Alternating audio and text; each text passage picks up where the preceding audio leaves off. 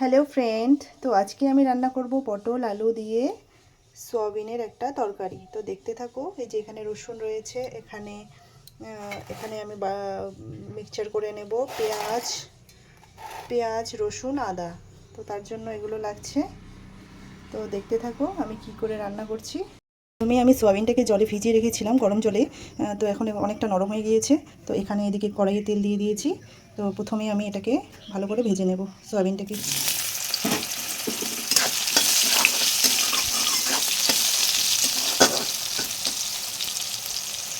দেখো সয়াবিনটা আমি লাল লাল করে ভেজে নিয়েছি, একদম সুন্দর ভাজা হয়ে গেছে।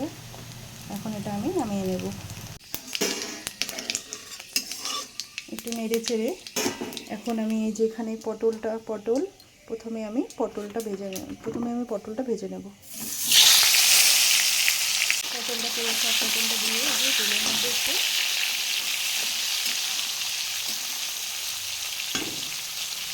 পটলটা ভাজা হয়ে গেছে, যে লাল লাল হয়ে গেছে। তো আমি এখন এই যে কেটে রাখা আলুটা দিয়ে দেব।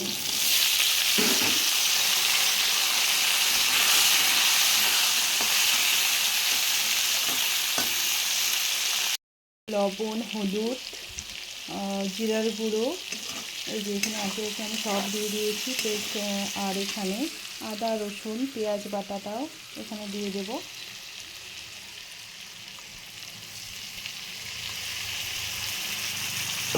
দিয়ে দিলাম এখানে পেঁয়াজ আদা রসুনটা। তো এই দেখো এখানে আমি কাশ্মীরি গুঁড়ো লঙ্কা ইউজ করেছি। তোমরা চাইলে নর্মালও করতে পারো, কারণ কাশ্মীরি লঙ্কাটা একটু ঝাল কম, আমার ছেলে আছে তাই আমি লঙ্কাটাও দেখো গোটা গোটা দিয়েছি। সব মশলাটা দেওয়ার পরে দেখো আমি সুন্দর করে এটাকে কষিয়ে নিচ্ছি। মশলাটাকে হয়ে গেছে প্রায় দেখো সিদ্ধ হয়ে গেছে, আলুটাও সিদ্ধ হয়ে গেছে।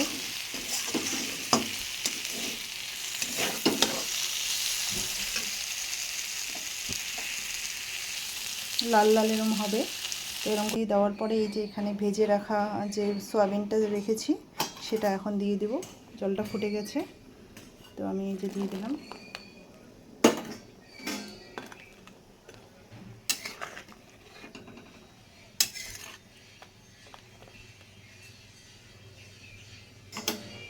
তো এখন একটু ঢেকে রাখবো, কারণ সয়াবিন।